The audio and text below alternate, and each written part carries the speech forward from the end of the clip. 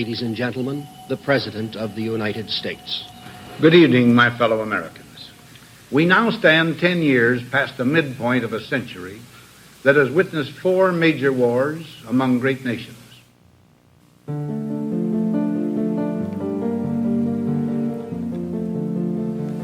Until the latest of our world conflicts, the United States had no armaments industry. American makers of plowshares could, with time and as required, make swords as well. But we can no longer risk emergency improvisation of national defense. We have been compelled to create a permanent armaments industry of vast proportions. Added to this, 3.5 million men and women are directly engaged in the defense establishment. Now, this conjunction of an immense military establishment and a large arms industry is new in the American experience. The total influence, economic, political, even spiritual, is felt in every city, every state house, every office of the federal government. We recognize the imperative need for this development, yet we must not fail to comprehend its grave implications. Our toil, resources, and livelihood are all involved. So is the very structure of our society. In the councils of government, we must guard against the acquisition of unwarranted influence, whether sought or unsought, by the military-industrial complex. The potential for the disastrous rise of misplaced power exists and will persist. We must never let the weight of this combination endanger our liberties or democratic processes. We should take nothing for granted. Only an alert and knowledgeable citizenry can compel the proper meshing of the huge industrial and military machinery of defense with our peaceful methods and goals, so that security and liberty may prosper together. Bomb, bomb, bomb, bomb.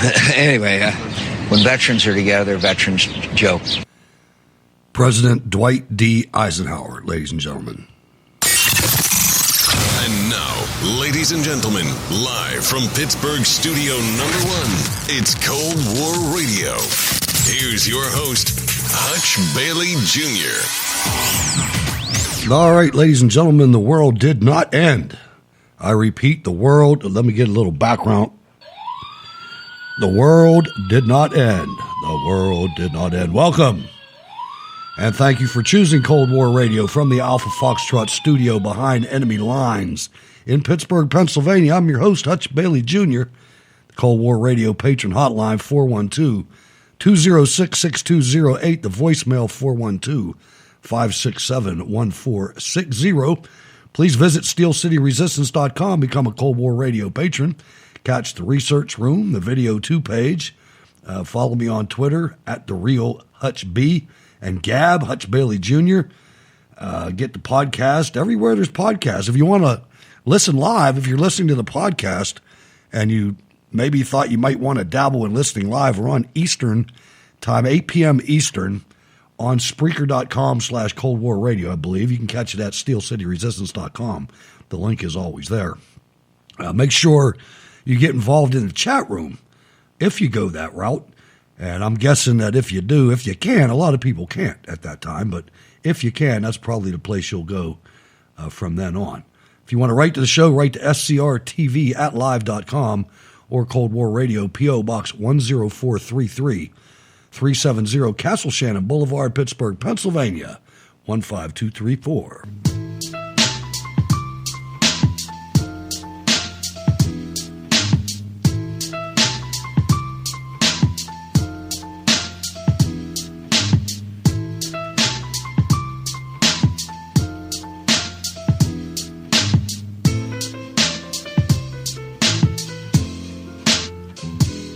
All right, ladies and gentlemen, let's get this party started. Let's welcome Ward from the other side of the Monongahela River. What's going on, Ward? Good evening, Hutch, my fellow bacon-loving deplorables. Coming to you live and in living color from the Whiskey Tango Foxtrot studio here in beautiful Pittsburgh, Pennsylvania. How's everybody doing tonight? What a beautiful place to be, too. I'll tell you what. In the fall's starting. People's leaves are starting to clog gutters up and whatnot, and they'll start blowing Just them out making into the it middle of the beautiful. street.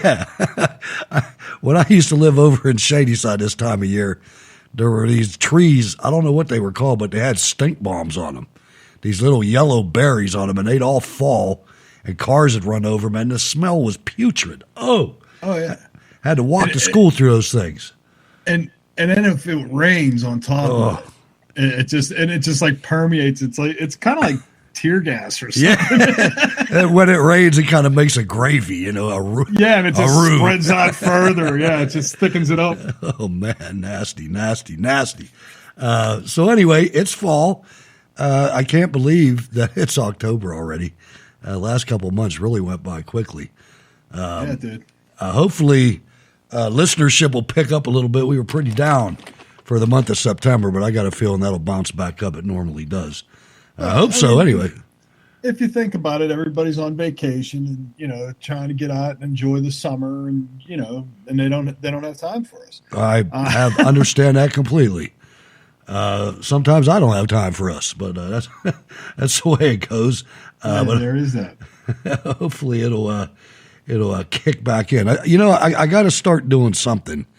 My brother-in-law was in here the other day and told me they started streaming preseason Penguins games. I think I'm going to give the NHL a whirl this year. Ward, I'm tired of being sportsless, man. I really am, and that's probably the lesser of three evils around here. You know what, though? I mean, if you think about it, it's not like football. Hockey is the complete opposite. Not only do they stand for the national anthem, they usually stand for two. Yeah. So, they used to with baseball, too. I used to know the Canadian national anthem because of going to Montreal games when the Expos were around, before they were the Nationals. Yeah. Jack. Pre-Nationals. Yeah. So Canada, I remember it well, and then it started out, they started dissing us in Canada. I remember that. But anyway, yeah, you're right. The thing about hockey, that's a hard sport, man. You got to really, if you're big, they can fit you in football, but hockey, you got to have some skills, man. You got to have some. I remember talking to a guy that was a coach, and he said when you're playing hockey at a fast level, at a good level, you cannot look down at the ice. If you look down at the ice, you're getting blown up. Yeah. Oh yeah. Well, that's what I did in high school. I lettered in ice hockey. Oh, there you go. So yeah, so I'm very well aware of what happens when you put your head down. There you go. So you validated his statement then. Yeah. But I was the other guy. I was never an offensive guy that was carrying the puck into the zone and all that stuff. No, I was the guy on the other side that was like, put your head down. You were looking for the guy nice, the assassin. That was me. Yeah. There you go. So I was. Everybody has to have a position. In my position, right. I was a goon, and I was comfortable with the goon position. Do you remember our goon on the Penguins? Bugsy Moran. No, I was thinking. More recently was McSorley. The original was Battleship Kelly. Yeah, who was the goon for Pierre LaRouge. How about that for pulling an old name out the hat? I remember going to a game. Man. Yeah, I went to a game. I went to several games in the 70s, and a couple of things that I remember. One of them was being in an elevator with Moran, and my man looked like Frankenstein. Ward. He had like scars all over his face. He had about three teeth left. When I was watching the games, there might have been one or two players that wore helmets. None of the rest of them did. And I remember this one game, this guy got whacked in the forehead with a puck, and he had a red puck mark on his forehead. I'm sure. It hit him it hit him like a hammer, man, And I remember looking down and seeing blood spots all over the ice. That was brutal, man. It was, the goalie had like one of those Jason and Friday the 13th masks. Yeah. And that was it. It wasn't until probably in the mid to late 80s the goalies start wearing cages like like football helmets. Up until maybe late 70s, early 80s is when they all wore the Jason masks. And if you ever seen one of those, there's like no padding in it whatsoever. No. Maybe an adhesive adhesive strap where the nose goes. Maybe that was it though. Yeah, but I mean, you stand in front of a slap shot, and even young guys that'll break your whole face. Oh yeah, absolutely. You get hit in the forehead, it shatter your face. Especially you get somebody who knows how to take a slap shot. Right. Rolls it all the way down the stick. Yeah, I never played ice hockey. I played deck hockey at the boys' club. That was fun too. That's how we got to go to the Penguin games because one of the guys running the scoreboard was Art McKinnon, who. I think he ran the scoreboard at the Civic Arena, too. He ran it at Three Rivers for sure. But I think he ran it there, too, because he had to go to the game, and he was stricken with polio. So he'd get the boys' club kids. We'd go and push his wheelchair, and if he had crutches, we'd open all the doors for him and just help him out, you know. Yeah, that's cool. And we get to go to the game, and we got to be right there where they were doing the scoreboard. I met Bob Prince that way, Vince Lashide, the organ player. Nice. Anyway, that was fun. It was great. So I'm at dinner tonight. Well, I'm eating dinner in my kitchen tonight, my wife and I.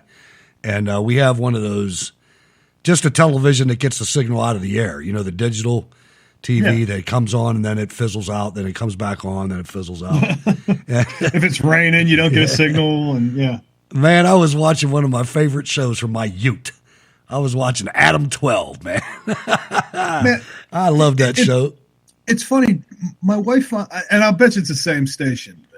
I don't remember what it was, but my wife watches it and they have on Hogan's Heroes at night, and and like you said, Dragnet, and Adam 12, and just old late 60s, early 70s. Yeah, and it's fun that we're watching it, and something's getting ready to happen. And my wife's like, drama music, dun dun dun dun. It was great. Oh yeah. We were so more innocent in those times, and they're looking at this guy, and he got beat up. He got beat up bad, and his wife's like, "Oh, doesn't have any enemies, and I can't figure out what it is like that, and I don't know who would do this." And the cops are trying to ease it out of her. They're like, "Well, have you had any financial difficulties lately?" And I'm going to my wife, "Oh, he's playing the ponies. He's playing the ponies. Yeah. He took a loan out from a loan shark." And that's what it would end up being. And they took his thumbs. His knees. They got his knees, and they jacked him up. Whatever. But she was all, didn't know what was going on. And I was like, I'm so cynical. I go right to it, man. I was right to the jugular.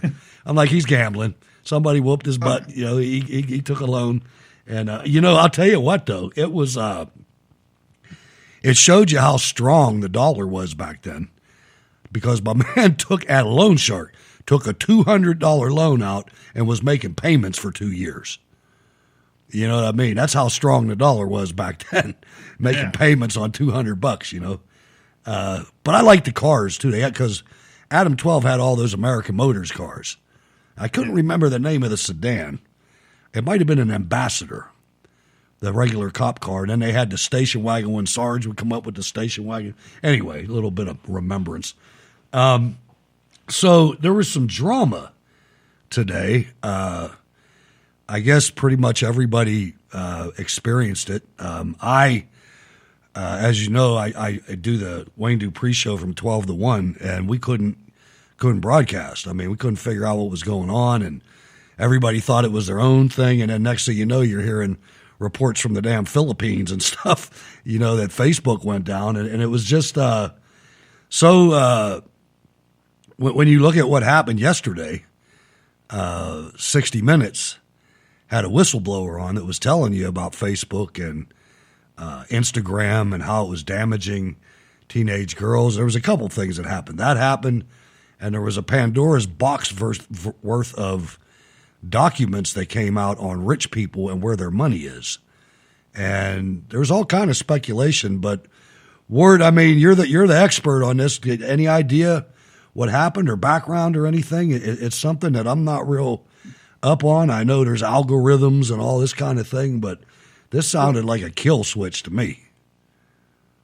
Well, apparently there was a cybersecurity expert named Brian Krebs who said Facebook as well as Instagram and WhatsApp platforms are suffering from an ongoing global outage due to someone from inside Facebook updating the company's Border Gateway Protocol, BGP, records which took away the map telling the world's computers how to find its online properties.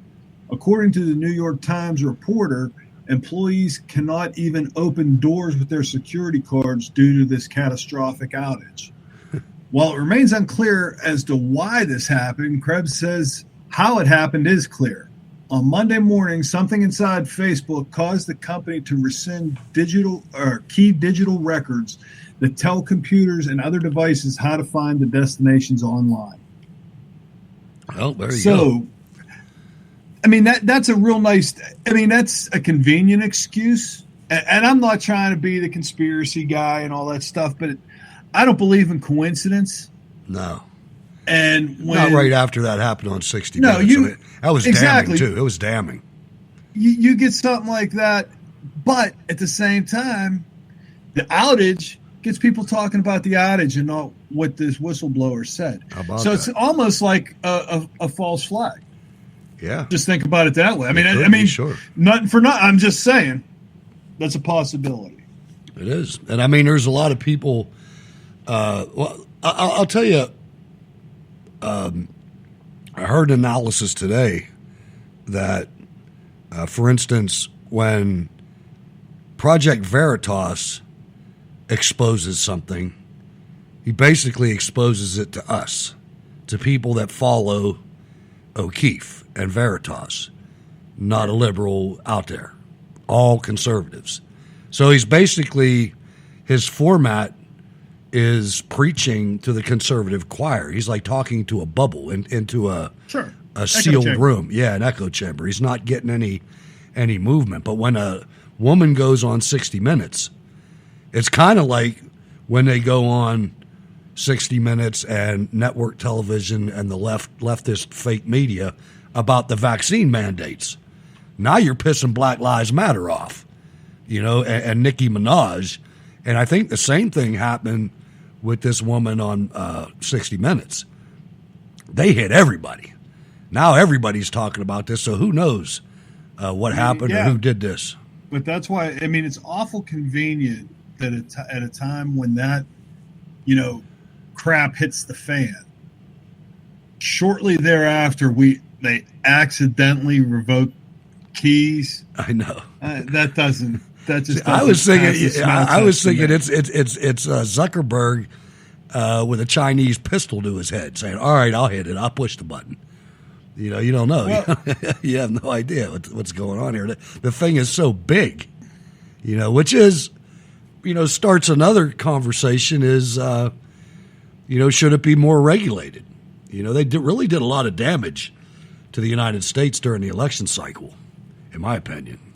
Well, the thing is, I think that they should lose all their protections because they're not a social media platform. They are an editor. If they can control what I post up, they're an editor, and at that point, they lose all social media protections and First Amendment protections that they could potentially have. And you could go as far as to say it's like a public utility. It's like Verizon, and when you do that, now all of a sudden the First Amendment applies.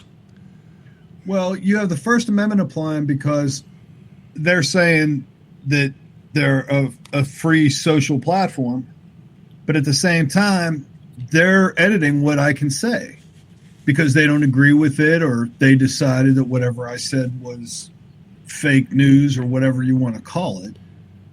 But, yeah, you can't do that.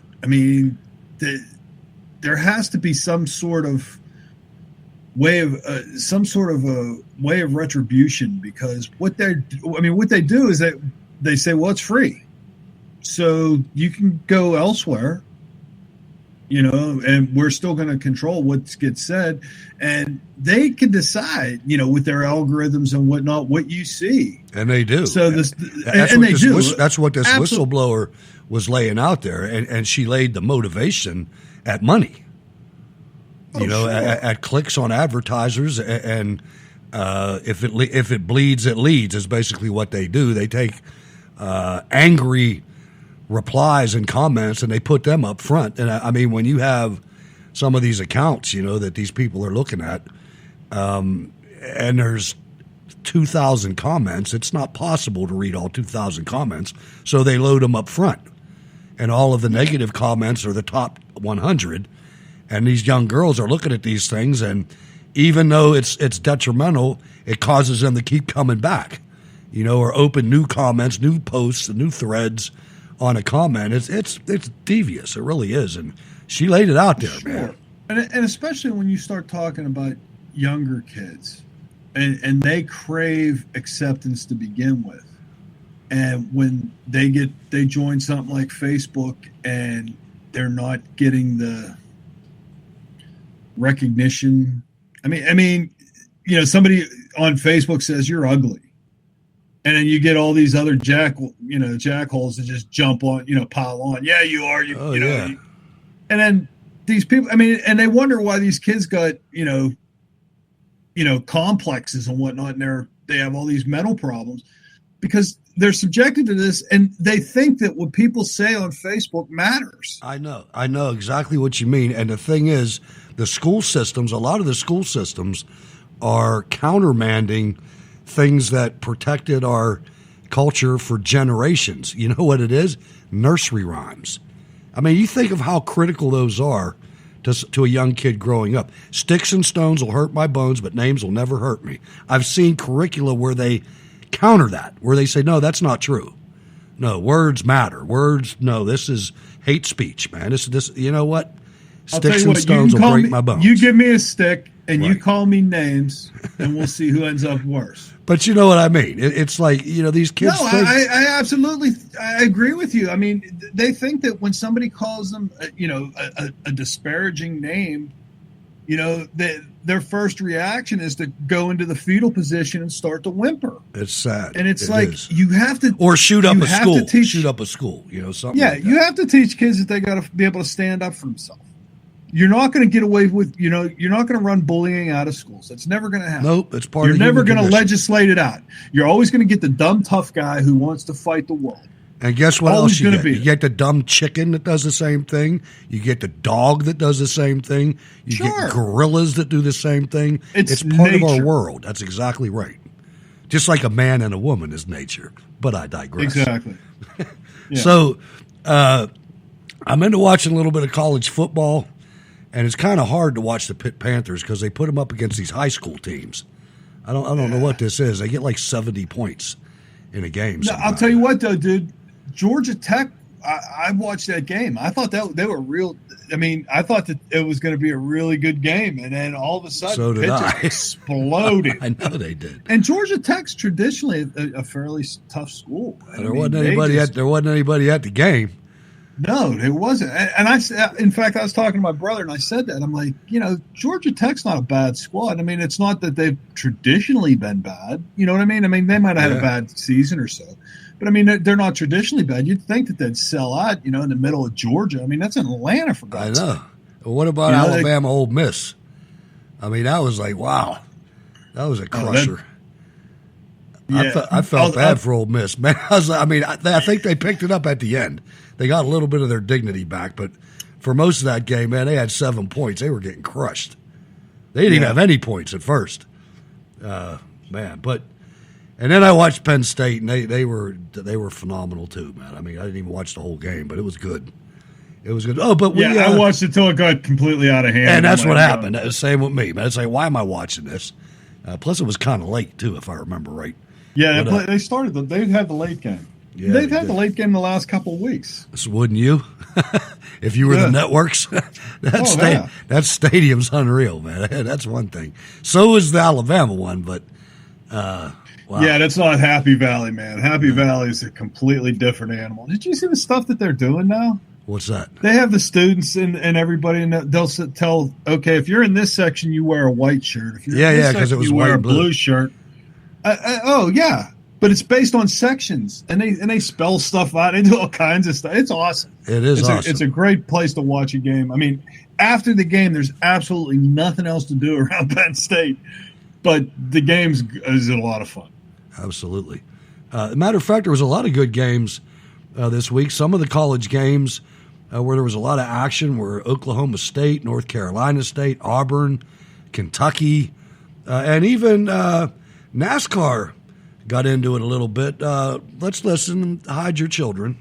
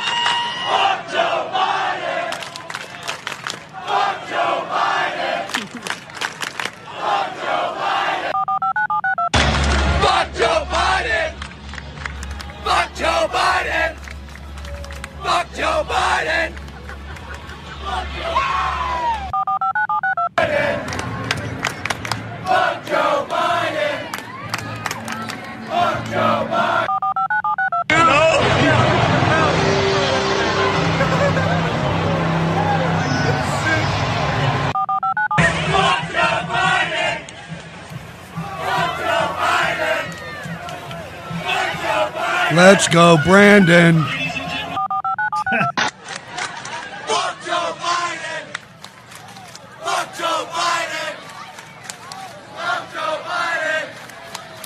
Fuck Joe Biden! Fuck Joe Biden!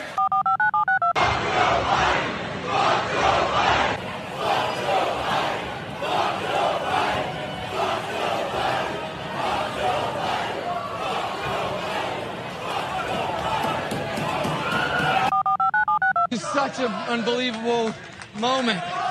Brandon, you also told me, as you can hear the chants from the crowd, let's go, Brandon. Brandon, you told me you were going to kind of hang back those first two stages and just watch and learn. What did you learn that helped you there in those closing laps? Oh, my God. It was learning how each line didn't... Man, no, that's not my ringtone, and those are all unique to this. Is getting harder and harder to do, Ward. I mean, that was I don't see how many minutes it was, but it was long. And and it's wow. not just one school, or it's not. No, I mean, every all one of over those, the place. every one of those was different. After the ringtones, every one of them was in a different stadium, and the one that didn't have any chant was because balloons were coming down, and it was written on the balloons. Jesus. And the last one was NBC told you how stupid you are and told you that it said, "Let's go, Brandon." That's what they were saying because NBC. Yeah, it's like you can't even hear. You know, your Jedi mind meld has convinced me that you actually said that they were actually chanting "Let's go, Brandon," instead of what I initially believed. Get the hell out! And you know the media is praising her. Smooth save. Yeah, exactly. Yeah, smooth move, X-Lax. Yeah, that's right, the exactly. way I'd be saying it, because nobody believes that for a second. Now, if you were the Alzheimer patient, can you imagine sitting there watching, your alma mater? Well, I don't think his alma mater had a school, did they? Football team, no. Had a football team. Oh, he Not a thinks real team. he thinks the whole country wants to have sex with him. Exactly. But, well, in fact, if you remember when he came back from Louisiana after going down to inspect the damage or whatever, he came back and he was like, "They love me down there." And I'm like, I don't know if you watched the same footage I watched. But Obama's that going wasn't like, no, love, man. I think they wanted to prison rape you. But that was the only love that was coming out of there, man. These are college kids, too, man. I mean, this is like his main constituency. And not only that, and I didn't play this clip, but it broke out at a Jets game in New York, in New Jersey. That's amazing, too. But pretty soon you'll be hearing this in D.C., You know what, man. Now let's think about this for a second. All the Trump haters out there, back when Trump would show up at games. I mean, he showed up at the Army-Navy game. He showed up at one of the Alabama games. And they did absolutely nothing but explode and cheer for him. Right. And you look at the kind of people that go to a football. And he was so hated that 80 million people voted against him. Right. I know. But yet, entire 100,000 people stadiums are chanting that they hate this cat. Come now.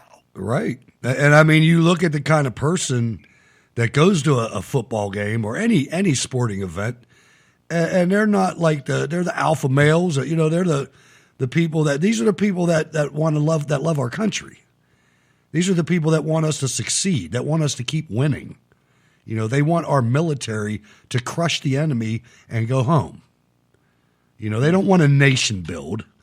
You know, they don't want to wear burqas, our female soldiers wearing burqas. I think there's a lot of people out here that are stunned, that are, you know, because when you have these kind of people in all these institutions, and Washington, D.C., you have to think about D.C. when you think about any of this, the whole D.C. area. You know, it's the richest area in the United States. I mean, way richer than Beverly Hills. I mean, there's 7 counties that surround D.C. that are 7 of the top 10 richest counties in America. That's amazing. I mean, it's not amazing. It's criminal is what it is. It's absolutely criminal. And when you have all these people, these quote-unquote movers and shakers in all these alphabet agencies living in a town like that, and then 98% of them vote for a communist hag like Hillary Clinton, those people are polluted. 98% of them are polluted. That means the head of every agency in the federal government. That means the 2nd, 3rd, 4th, 5th, 6th, and 7th in command of every single agency in America, including the Department of the Air Force, the Navy, the Army, all of them are populated with mostly leftists. We got to blow up these agencies. And when I say that, I mean move them. In that case, though, you should also say Congress. Absolutely. And the Republicans, Senate. too. Absolutely. I wouldn't be surprised if Republicans voted for Biden. Not in the least. Not in the least. Mitch McConnell voted for Biden. I will guarantee you that Mitt Romney did. Oh, yeah. Oh, yeah. I will guarantee you Mittens voted for him. So did I. I vote for Mittens. Unbelievable. Yeah. Did you see the thing with Josh Hawley interviewing Millie? Sorry, yeah. I didn't see the whole thing, but I get the idea of it. What did you see with Hawley? What did I say? Hawley? Yeah, from Missouri, whatever. Right. Yeah, good guy. He looked Millie in the eye and says, "Good guy so far." Yeah, well, he looked Millie in the eye and says, "How come you haven't resigned yet?" I did see that. I did. And did you hear his answer? His answer was, "Well, that would be a political statement." Yeah, no doubt, Millie. Make the political statement. The guy's breaking the Constitution, and not only, even if he's not, he's leaving our people behind. So make a political statement. That's what you're supposed to do.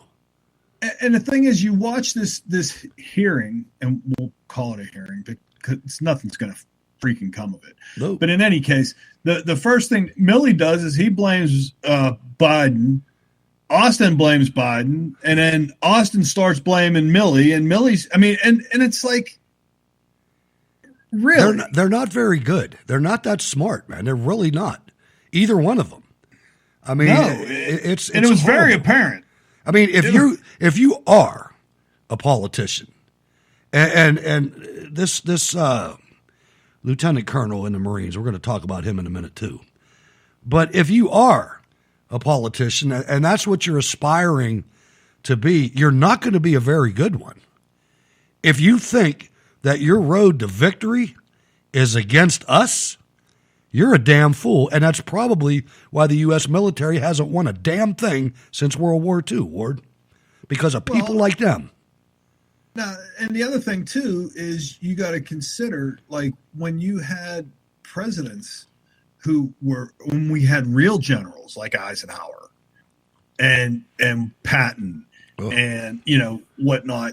Yeah. When we had real generals and we had a real military, not this Millie crap where, hey, we got to be nice to the trans boys because if not, some white rage.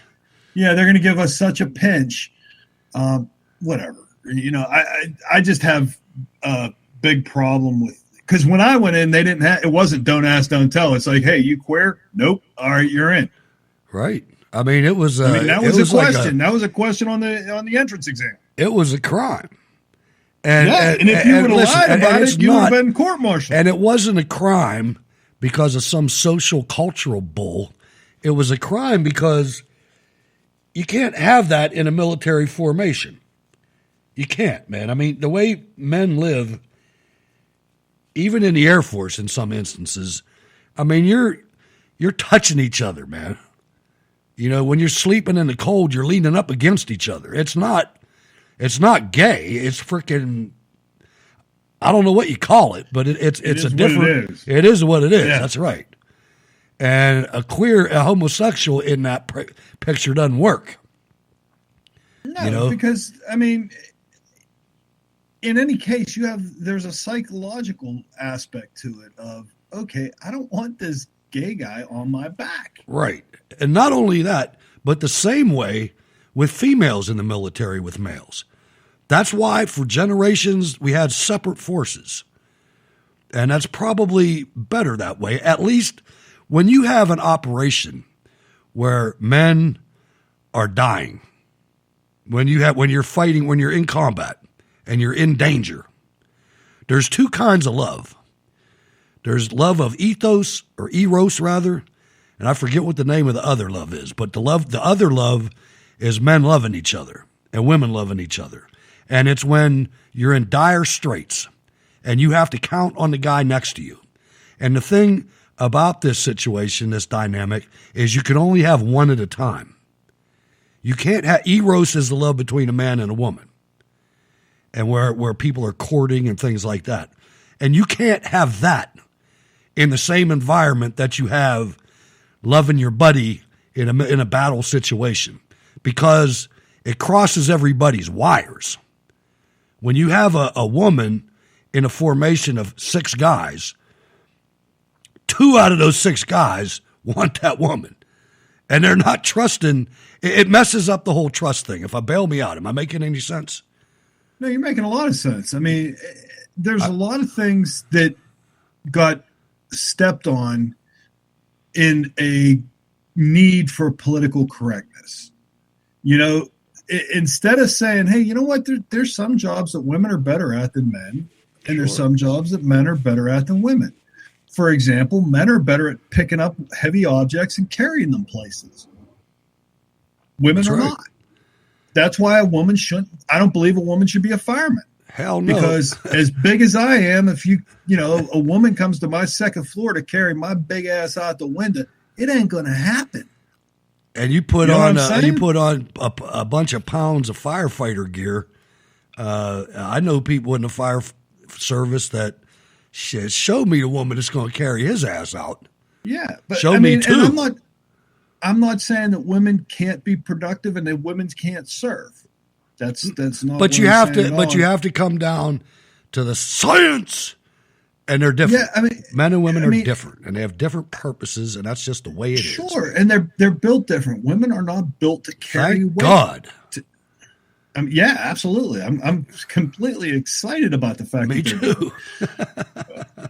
I mean, if I wasn't, I could be General Milley. Right. We'll just leave that at that. Then it'd be white rage coming out, and you couldn't be on the show. Yeah, I got all this white rage, I guess. And somebody got to explain this to me. Maybe if we have callers that could call in and tell me what white? That's the question for the night. What's white rage?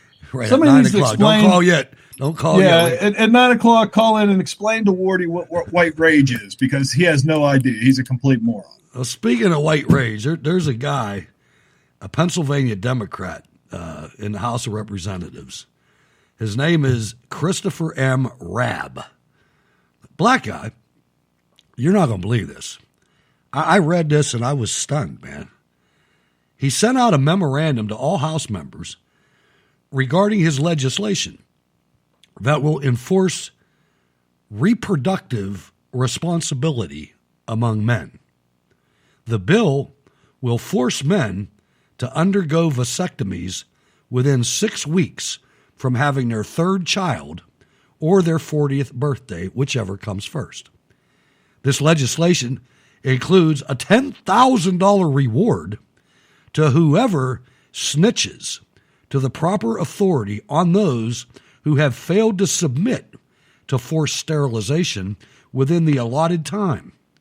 This bill will also include legal actions for unwanted pregnancies against inseminators, not men, inseminators, who wrongfully conceive a child with them. Ladies and gentlemen, you allow the frickin' United States Gestapo government to institute a vaccine mandate, this is what you get next. And this is only the beginning. This is some Nazi stuff right here. I can't believe this guy did this. Well, I can believe he did it because he's a moron and he's a Democrat.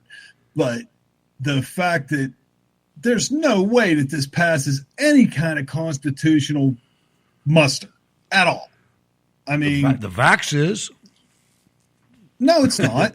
It just hasn't made it to the Supreme Court. Once it gets to the Supreme Court, they can't force you to take an injection. The thing is, how many people are going to get forced? I already know people. I already know United States Army people that had to get it already. Didn't want it, but couldn't lose their job. It's what they do for a living. So, I mean, even people in my family is, it's vicious, it's devious. And it's freaking bad news to me. I don't know. I'm kind of. I just can't understand how you can force sterilization on somebody. Regardless, no, I agree. I mean, if you have, and how are you going to blame it just on men? You know what I mean? Okay, now think about this for a second. 6 weeks after having their third child or their 40th birthday. So if you have 5 kids before you're 40. You can't. What if you don't have any kids and you third get 40? Child? What if you don't have any and you get 40? Because it says whichever comes first. Apparently, 40's Logan's run. Yeah. So once you're 40, hits, hey, you got to get the snip. No. That doesn't work like that. That's crazy. I mean, I understand today was, abortion day and everybody was out protesting for their right to kill a baby. But This is just so far to the left. I know. It's crazy, man. I mean, between them, complaining about what's going on in Texas, and okay, Texas passed a law. You don't like that law, move out of Texas. And I mean, coming from a black man, I mean, he's totally ignoring the genocide being perpetrated on his people by Planned Parenthood. Margaret Sanger, the racist, getting rid of the weeds. He wants more of it. I don't understand it. I really don't. And the thing is, that really gets me is that people don't. Well, I'm not going to say people because the people that listen to this show get it. The other people out there that don't understand the fact that when Sanger created Planned Parenthood, it was for the attempted extinction of the black race. That was the objective, man. Yeah, that and other. I mean, that was the stated objective. Right. That wasn't like, yes. And that was why when Hillary Clinton came out and said that was her hero, I'm like, and the people that liked Hillary Clinton are too stupid to even know that. Yeah, well, they're all baby murderers themselves. Right. That's true. How sickening. Now, I've been telling you about something else. And I catch a little bit of grief for it every now and then, but I don't care. President Biden's pick for comptroller of the currency has provoked sharp criticism for past and recent comments that praise the Soviet economy. Biden, on September 23rd, nominated Sauli Omarova. Sounds like a good American Midwesterner, doesn't it? A law school professor at Cornell University for the office responsible with the regulation and supervision of all national banks. Omarova's nomination drew immediate pushback from powerful voices who criticized her background and past comments that indicated a favor for the politics of the USSR. Omarova was born in the Soviet Union in what is now called Kazakhstan and graduated from Moscow State University in 1989. She has pointed polar bears. Yeah, she has pointed to the USSR's practices as recently as 2019 when she tweeted about the gender pay gap, citing the USSR as a better model. Until I came to the U.S., I couldn't imagine that things like gender pay gaps still existed in today's world, Amarova wrote. Go back to Russia, man. Say what you will about the old USSR, there was no gender pay gap there. Market doesn't always know best. That's because Russian women are stronger than American men. Look at them. You know, but exactly. No, that's not right. The big old beet farmers. But why are we, and I know the answer already, but we're filling our government ward with foreigners. Alejandro Mayorkas is in charge of the freaking border. Now you got this commie. They're trying like hell. They've already gotten rid of the petrodollar. They're trying now. They got rid of our petrol too, and they're trying to get rid of the dollar as the world reserve currency. And the IMF is slathering at the mouth over it. And now they install Obama and Rice install this prick in there. We're getting smoked here. We are. Behind the scenes, we're getting nailed. And we better get sober pretty quick. This is bad news. It's dangerous. I agree with you. I think that, I just keep hoping that at some point the adults are going to step in and go, this is just completely insane. That's what I hope too. This is untenable. And they're kind of doing that. And shockingly enough, it's Democrats. It's Manchin and what's the other one that just blew up the agenda? Yeah, Sima. Cinema. Like the movie theater. Yeah. Oh, okay. Well, in any case, they stood up and did what they thought was right, which is what was right. And it blew up Biden's agenda. Now they're going to have to, worry about their kids being murdered. But, it is what it is. It is. And it's something else. It's really, but you know what? It's a good thing because we have a strong press corps and they're going to hold the president to account for everything he does. Let's listen to a recent situation in Wilmington, Delaware, in his home state, where reporters were all over him. Mr. President, how are you doing? How is your breakfast, sir? How is your breakfast, Mr. President? Do you like coming to Wilmington? Where the hell am I? Do you like going to Wilmington, sir? I pooped myself. Those eggs look good on your shirt. Man, can you believe that? It's unbelievable. Oh, look at this. Look at this. Let me welcome Mr. Wayne Dupree into the chat room. My man gave me a good opportunity. You guys got to check that show out. The Wayne Dupree Show, Monday, Tuesday, Wednesday, and Thursday, 12 to 1. Catch it on Facebook, unless Facebook blows up. It's on Rumble.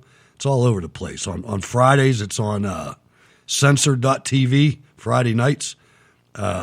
Great show. Absolutely great show.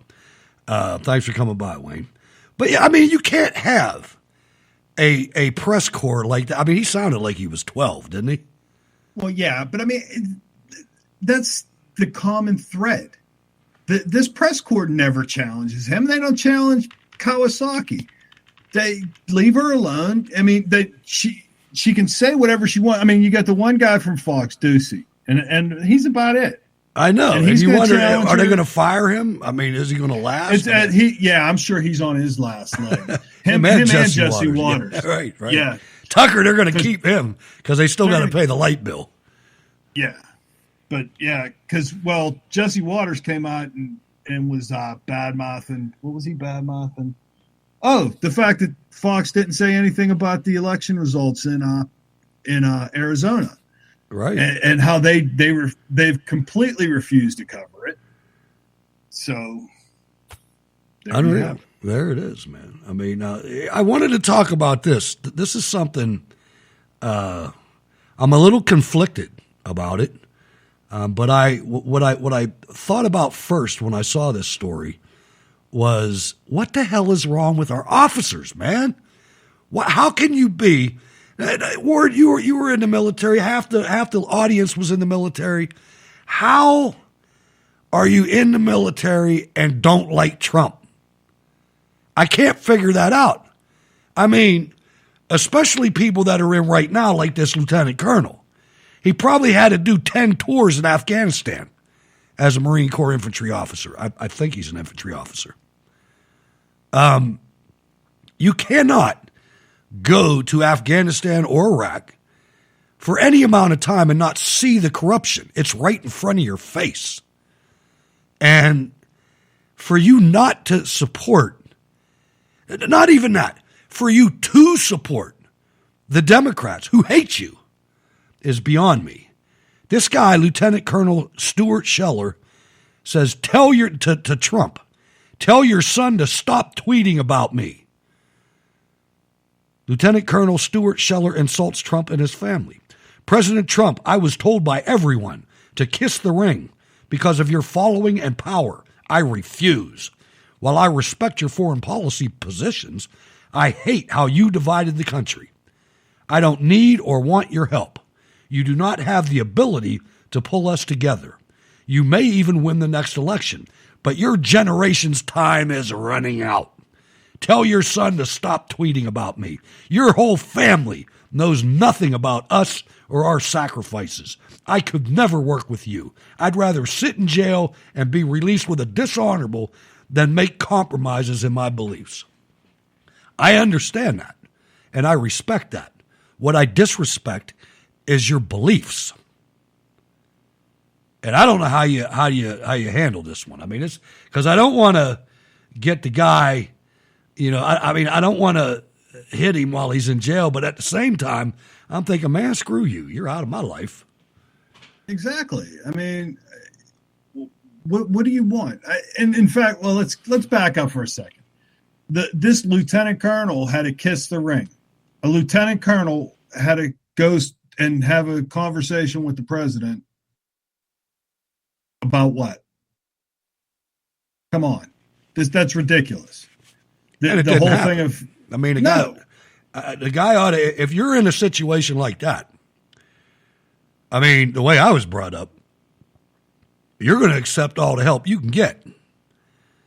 I mean, you're sitting in that cell. Did you ever think that maybe he had to do that? All right, you want out of jail? This is how you're going to do it. You're going to disavow. Maybe, but he's a freaking coward if he did do that, and his whole line is full of it. And hey, not for nothing. I'm just saying. I don't know the dude. I don't know how what he was. Whatever. But I don't know anybody who's been in the military that hates Trump. Not only, I mean, there is some, but they're all officers. They're all officers. Yeah, they're all college educated. Yeah, they're all college educated. But I mean, the regular guys. No, not the regular guys. Regular guys love them, man. Anybody who wants to go to Afghanistan needs to get a different job. If you're in the military and you want to go there, you're nuts, man. I couldn't wait to get out of Iraq. I prayed every night. I did what I had to do. Now, don't get me wrong. And I went there proudly. But I did not want to be there. I could not. I couldn't look at third world shithole country. You're damn right. The freaking air. The air will kill you. I mean, the dust storms are blowing around. And, all during Desert Storm, every damn round that we fired was DU, was depleted uranium. So that was years before. Now this dust is blowing around, and I'm thinking, how much freaking uranium's in my lungs from breathing this dust? Because the dust is so powerful and so fine, it came through air conditioners. You had to clean off the area where the cold air blew out from your air conditioner because it was all dust. And it was nasty. That and I got fine ass pottery dust. And it just goes everywhere. These contractors, these 500-pound truck drivers that couldn't make it in the United States, are living over there for 5-10 years. And I'm thinking, oh, you're dead. You're done. You go ahead and stay here, man. I mean, that's why these people die so young. No place to be. No place at all. So before we go to a quick break, let's talk about this Kyrsten Sinema, lesbian Arizona representative or senator, rather. The Open Borders Group, behind last week. If you don't know what happened, she was at Arizona State University, and there was a bunch of illegal aliens, a bunch of criminals that were allowed inside this leftist university and followed Kyrsten Sinema to the latrine. I mean, all the way, she went in a booth, and all these illegals are in there. One of them was a guy, by the way. And they all got their cell phones out, their illegal alien cell phones. And they're all, filming and talking. And we went door to door for you, and you have to door. And then some lady flushed the toilet. That's the whole video. It was great. But followed her in there. Illegal aliens, man. I mean, it's unbelievable. Well, and she's a Democrat. And that's on her. She should have stood up, and she should be the first one to go in and say, okay, I've been harassed by people here illegally. Let's call a pig for a second. All right? I don't care how you frame it. Are they in the country legally? No. Do they have a green card? No. Are they permitted to be here? No. Then they are illegal. Period. And I don't want to hear about them being undocumented. No, they're criminals. Or this lady starts talking about, her name was Blanca, so I guess she has white skin. I guess. I don't know. Yeah. But she's talking about, I couldn't go see my grandfather who died in Mexico. Yes, you could have. You just couldn't have came back. You're the one that decided not to go. You shouldn't be here in the first fucking place. I'm sorry, Hutch. That's all right. So listen to this, though. The Open Borders Group behind last weekend's harassment of Senator Kyrsten Sinema, Democrat, lesbian, Arizona, or Ken said that she might be bi. I don't know. Is linked to left-wing billionaire George Soros, a vital donor to the Democrat Party. On Saturday, Sinema was hounded and followed by illegal alien activists with the group Living United for Change in Arizona, Lucha, demanding amnesty for the 11 to 22 million illegal aliens living in the United States. Now, hold up. This is how you know how you can validate that the Republican Party is a fraud. If there was a guy named Soros that was a right-wing person that funded all this kind of stuff, he'd be in prison already. Yep. Why do the Republicans let this guy's name come up for the last 20 years and nobody does anything? The only person that tried to do anything with Soros was James O'Keefe, and he damn near did. If he wouldn't have left the phone open when he called and they wouldn't have heard them talking in the office, he had Soros's right-hand man and would have had, it wouldn't have went anywhere, but at least it would have been something. This is how you can tell how fraudulent they are at the Romney National Committee. Well, I mean, that goes back to what you were saying before about O'Keefe and the echo chamber. I mean, he's done some great stuff, man. And even though he's done great stuff, the only by the way, that analysis was from Wayne. Just to be totally honest, brilliant analysis, and it's 100% on target.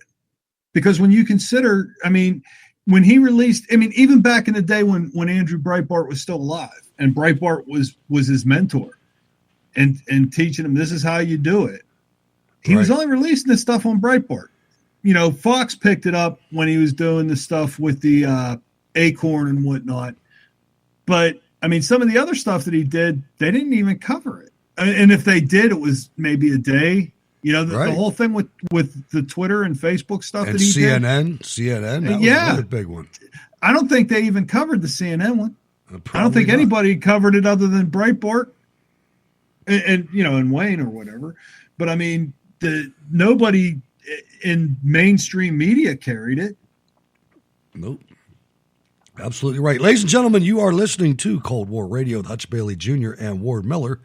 We're going to take a short break. Don't go anywhere. We'll be right back. One America News Network, your leading source for the latest breaking national and international news.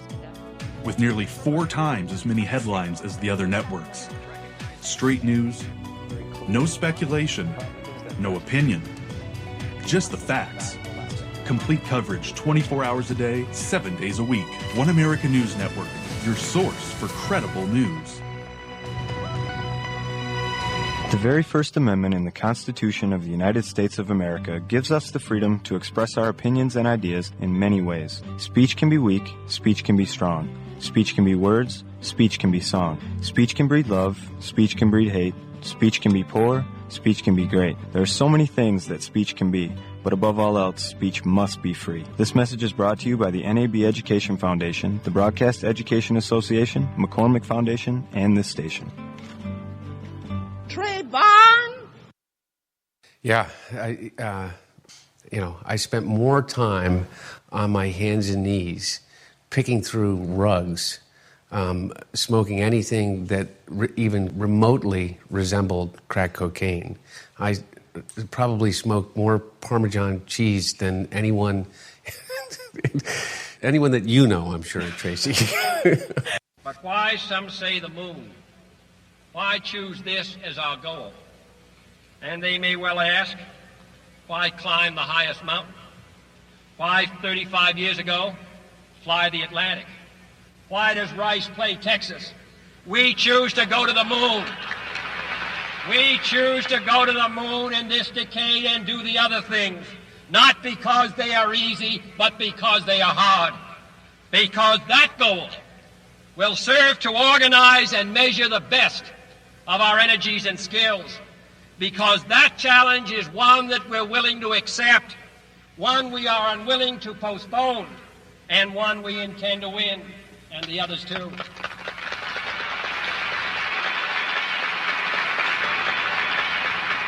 If we shall send to the moon 240,000 miles away from the control station in Houston, a giant rocket more than 300 feet tall, the length of this football field, made of new metal alloys, some of which have not yet been invented, capable of standing heat and stresses several times more than have ever been experienced, fitted together with a precision better than the finest watch, carrying all the equipment needed for propulsion, guidance, control, communications, food, and survival, on an untried mission to an unknown celestial body, and then return it safely to Earth, re-entering the atmosphere at speeds of over 25,000 miles per hour, causing heat about half that on the temperature of the sun, almost as hot as it is here today, and do all this, and do it right, and do it first before this decade is out, then we must be bold.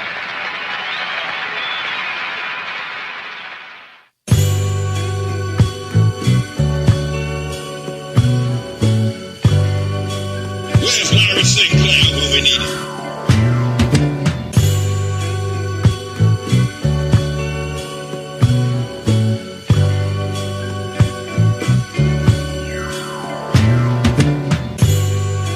Where's Larry Sinclair when we need him?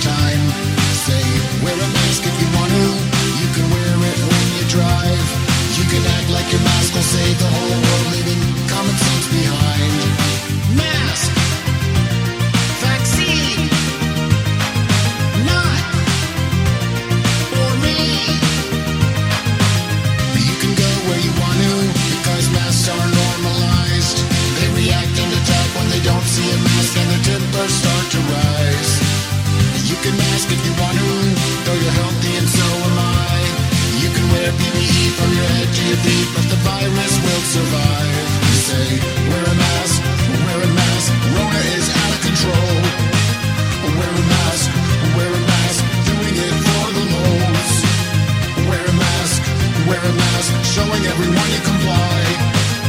Wear a mask, everybody's wearing a mask. Your safety mask, need a safety mask. Oh, safety mask, get a safety mask. C-19.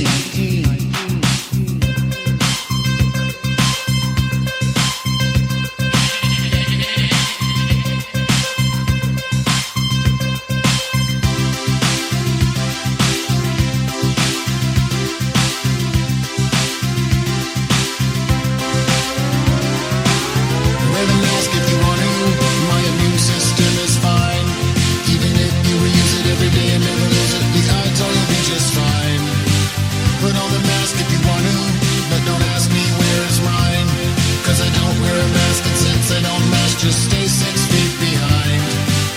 Wear the mask, symbolize your control. Wear the mask, regurgitate what you're told. Wear the mask, put a piece of cloth on your face. Wear the mask, savior of the whole human race. It's a safety mask, safety mask. My safety mask, oh safety mask, my safety mask.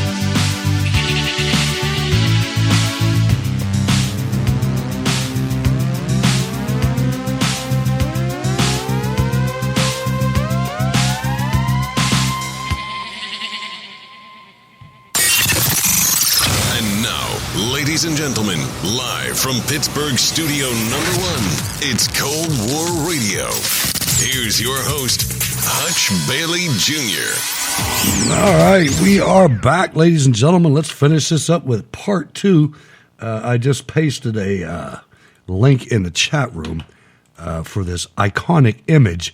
One of the iconic images of America's disgraceful retreat from Afghanistan was a night vision photograph of Major General Christopher Donahue boarding a C-17 Globemaster III. That's a hell of an aircraft, too. Did you ever ride in one of those, Ward? C-17. C-17. No, I've been on. I was on a C-130 and a 141. This is like 10 times as big as that. This is like 17. It's got a seating arrangement inside that like there's. I mean, I might be wrong on how many seats there are, but there's like 3 or 4 seats on one side with the windows, 3 or 4 seats on the other side with the windows, and 10 seats in the middle, going across. And I was sitting, it must have been right over the landing gear, because when we landed, it felt like somebody hit me in the butt with a hammer.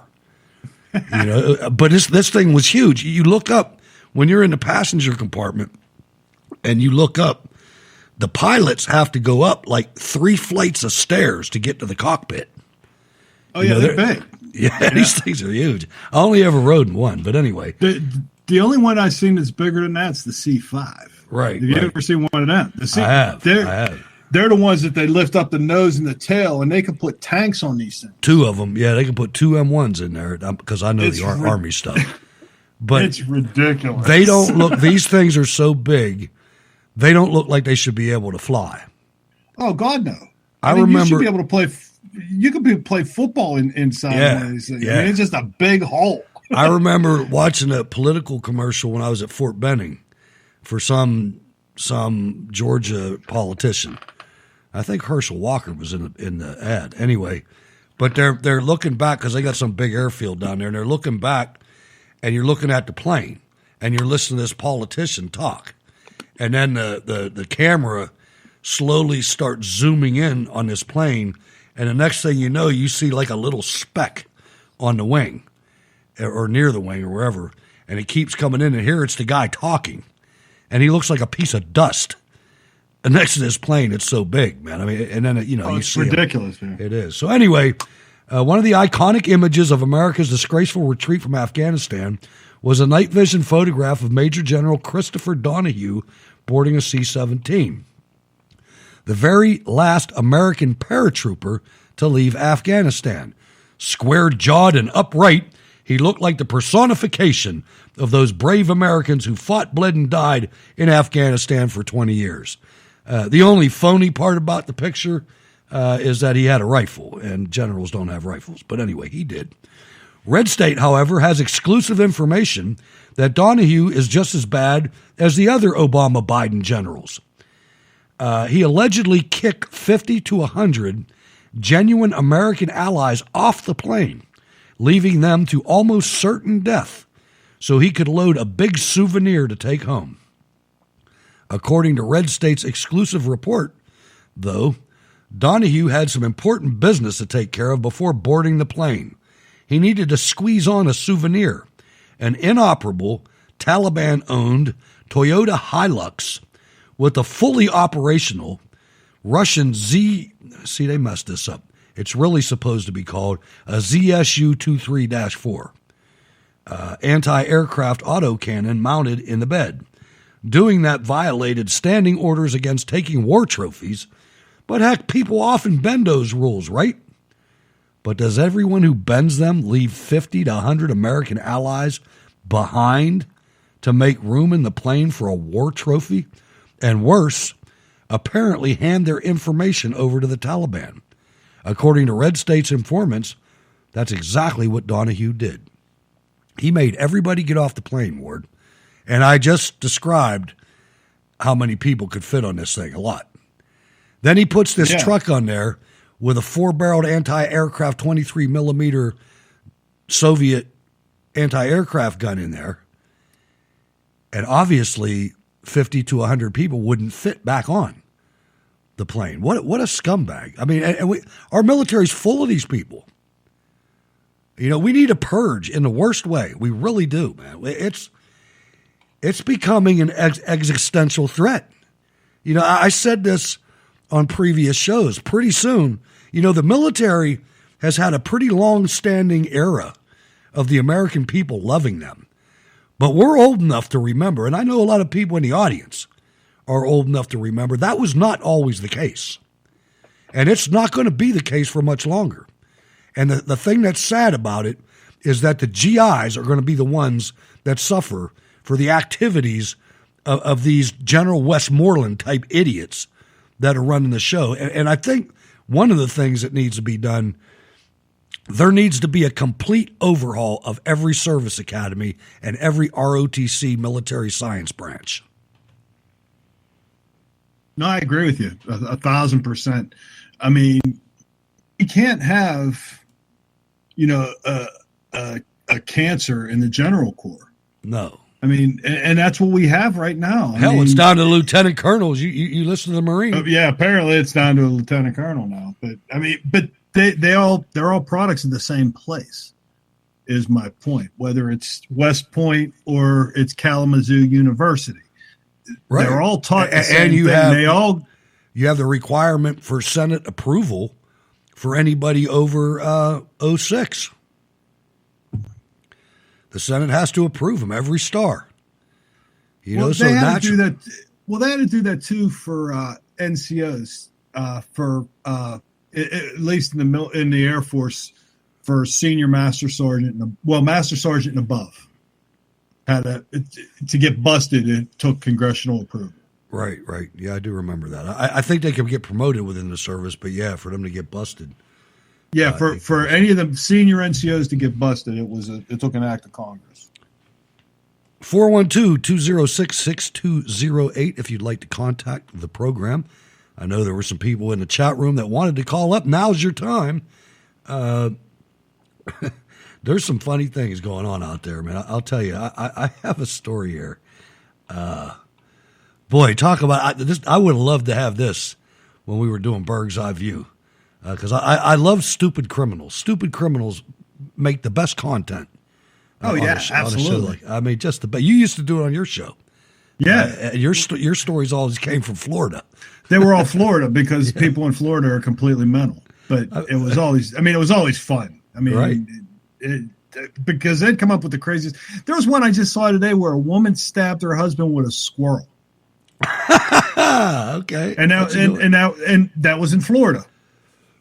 Well, and then there was another one on Facebook where there's morons out there with a garbage can, and he's catching alligators in the garbage can, and you could tell he's done this before. Right. And he's out there, in flip flops and whatnot, trying to wrangle this alligator. And he said, "Well, once you get the head in, the rest of it just runs right in." And it's like, okay, well, how many times have you actually done this? They're the things that run through my head. So how many times you actually tried to catch an alligator in a garbage can? Well, there was a smash and grab robbery in Detroit. And I don't know if you guys watched the movie Casino, where they were blowing holes in the side of buildings to get in. This is what these people did.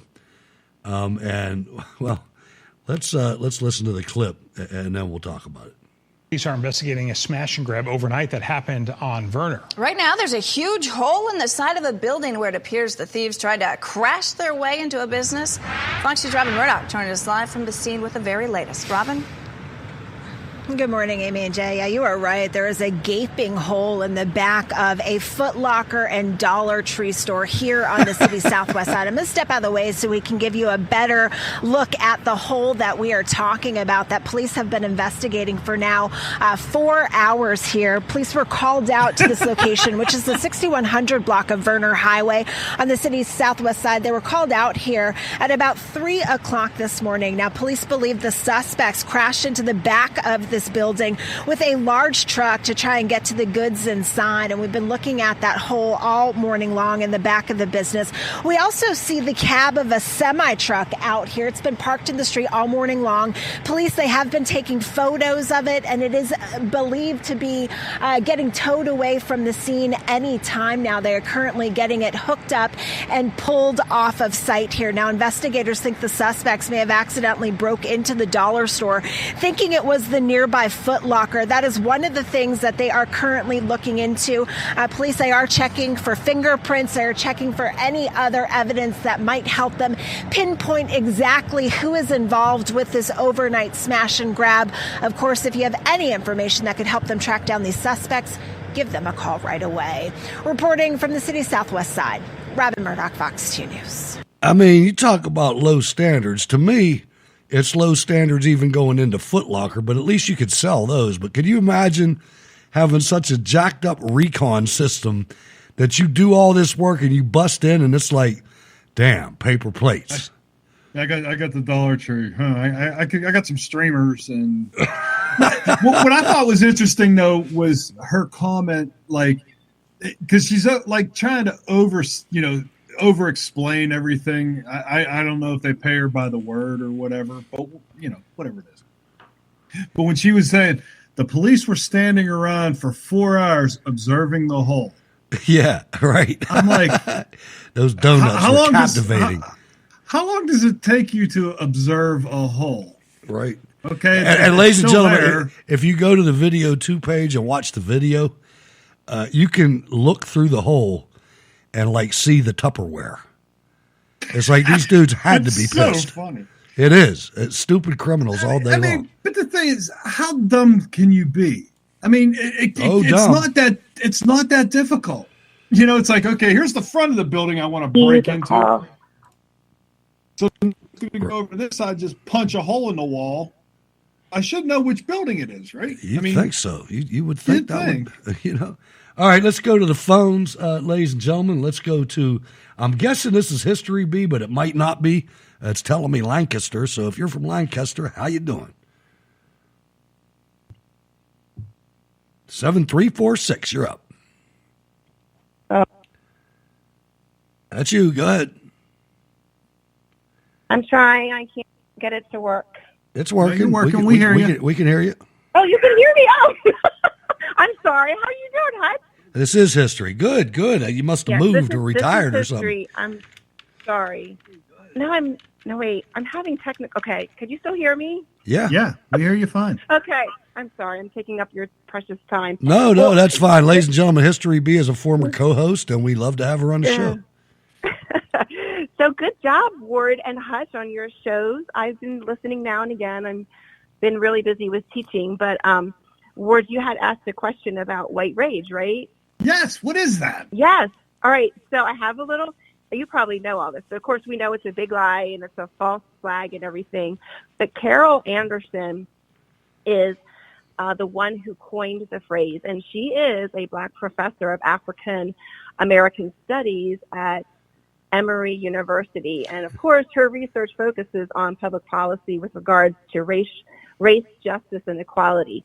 So basically, the bottom line is just about anybody can be stricken with white rage as long as they are not members of the Marxist mob. So, like Larry Elder. Larry Elder would probably be a good one. Yes, of course. And Candace Owens, of course, has white rage, right? Yeah. Speaking of critical race theory and racial studies, did you see what happened with the esteemed PhD Mark Lamont Hill? Oh, no. I thought you were going to say something else. What happened with Lamont Hill? Mark Lamont Hill, I don't hate very many people. I hate him. He's poisoned. He's poisoned so many people's minds. But he has deep vein thrombosis and had blood clots that almost blocked all the blood to his lungs. And he's 42 years old. It happened after his vaccination, but that's not really why, he says. Yeah, it wasn't blood clot. Right. No, it was not vaccine related. He got the clot shot and went down.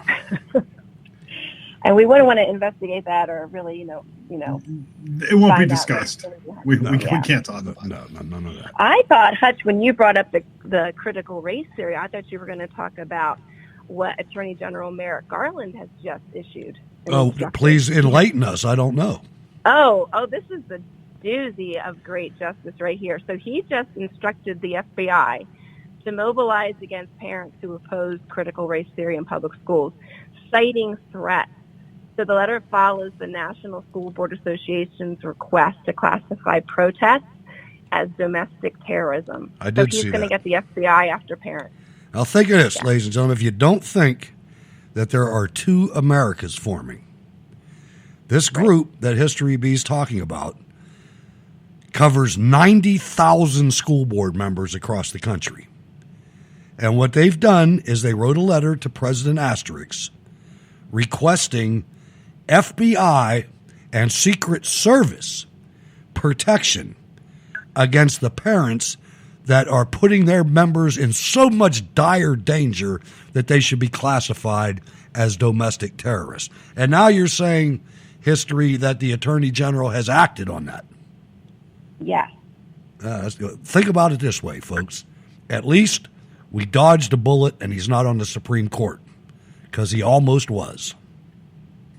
I don't know how much of a bullet we dodged, but all right.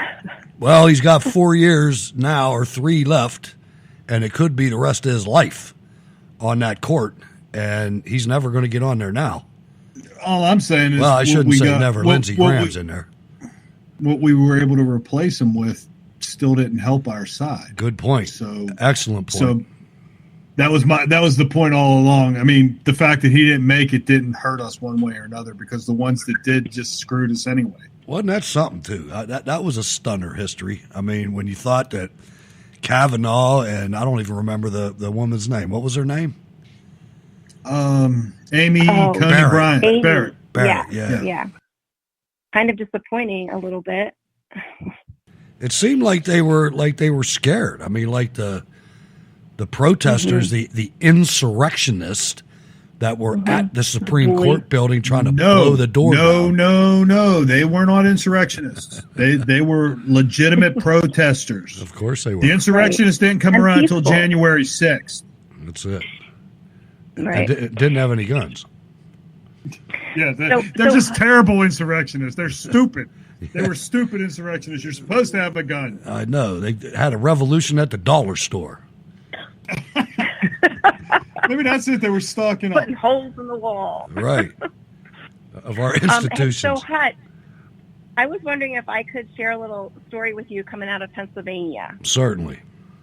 Okay, so I wanted to give props to a brave young Christian warrior right here in PA. Y'all might have heard of him. His name is Logan, and I'm thinking I'm saying his last name right, Dubil, D-U-B-I-L, Dubil. He kind of made national news, well, kind of like on Fox News anyway, because he took a stand against the woke left. He's out in your neck of the woods, Hutch. He attends Point Park University. It's right downtown Pittsburgh. Yeah, it's the only downtown university in Pitt. So a group of students have launched a petition to have him banned from campus after he criticized the school's pronoun policy. Oh, my God. So the petition has now been deleted and was created by Max, appeared on change.org, and claims Dubil and others like him are, quote, the scum of the earth, and we need to remove Dubil from campus as well as others like him who refuse to respect other people's pronouns. Oh, so he has a different opinion, right, that they can't handle. The proper opinion, by the way. The audacity of someone who doesn't think like them, so they want him and those like him removed. Now, Dubil, I don't know how to say his name, Dubil said the school's policies go against many students' belief systems, especially conservative students. So a guy on Twitter put it perfectly when he posted that our schools and colleges are turning out people who cannot feel fulfilled unless they are telling other people what to do. And the price of their self-indulgence is the sacrifice of our freedoms.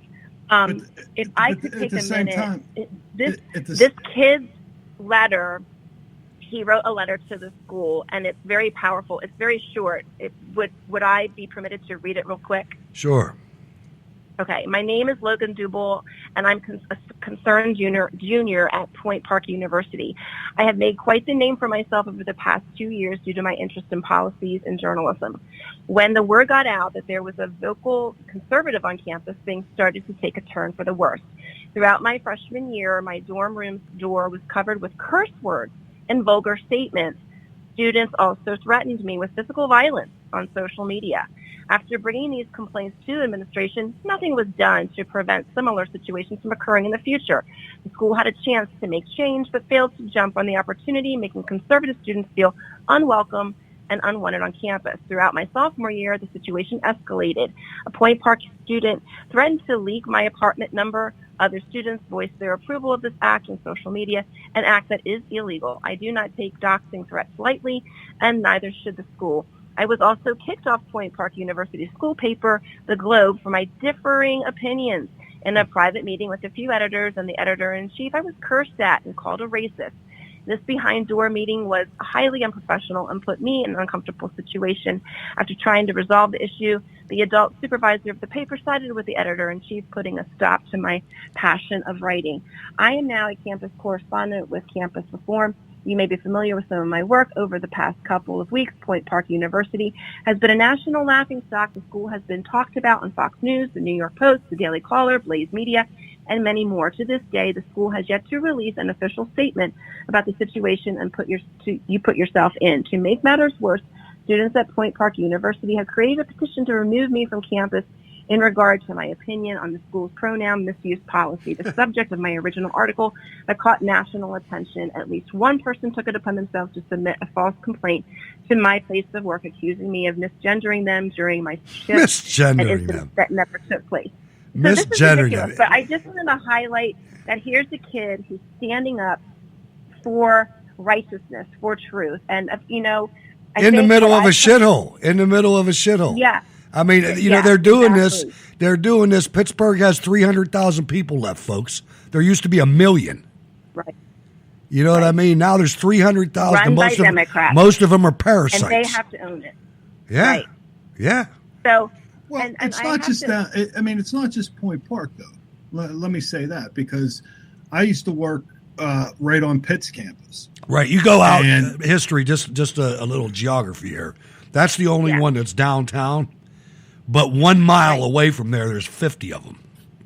Yeah. Maybe not 50. Yeah. Maybe not 50. But in Oakland, there's University of Pittsburgh, CMU, there's Carlo College, Duquesne, Chatham University. There's a lot, And anyway, when I worked near Pitt's campus, right after the election, they had safe spaces where people would go and they could not be confronted about the election. And I'm like, are you serious? And in fact, I went and I was messing with them because they'd have, anti-Trump protests after. No, Ward wouldn't mess with the people. No, well, I just went down and asked them their opinions. And I wanted them to explain things to me, because I just didn't understand. And then once they explained them to me, I explained why they were wrong. Right. No, I explained to them why they were wrong. And, I mean, you look at the Pitt Student Union down there, that was communist headquarters. I mean, during Vietnam and everything. I mean, during the Iraq War.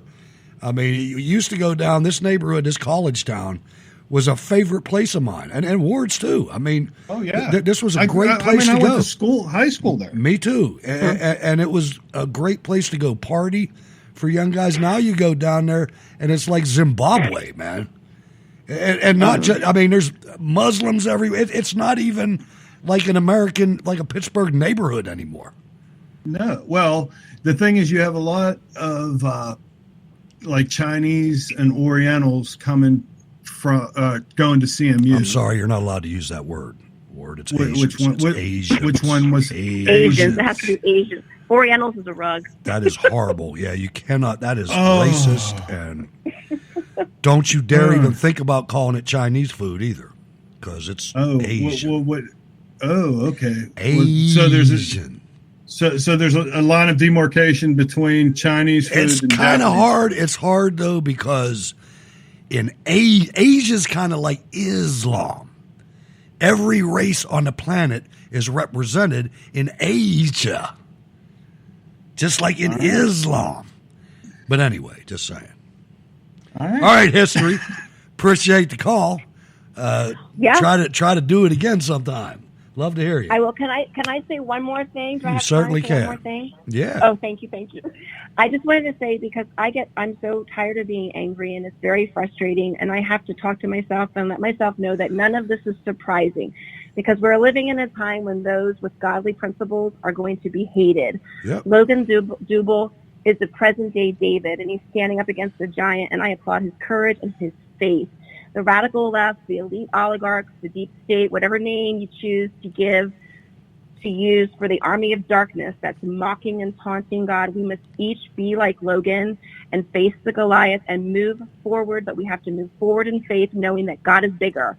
And we have to be confident, knowing that if God be for us, then who can be against us? God is lining up his enemies so that he can strike and destroy them in one epic blow. Yeah. And he's going to erase the wicked thought that stealing the election would make us go away, right? We're still here. They thought that locking up political prisoners would make us go away. We're still here. They thought invading our border would make us go away. We're still here. They thought shutting down our businesses, closing our churches, and making us mask up would make us go away. We are still here. We will be here no matter what they do to us. Even if they kill us, they lose, because But guess though what? they can harm the physical body, they cannot touch. They cannot touch our soul. And we will only go away when our King Jesus calls us home. And when that happens, all hell is going to break loose out on earth, and the wicked will melt under the wrath of a mighty God whom they've rejected.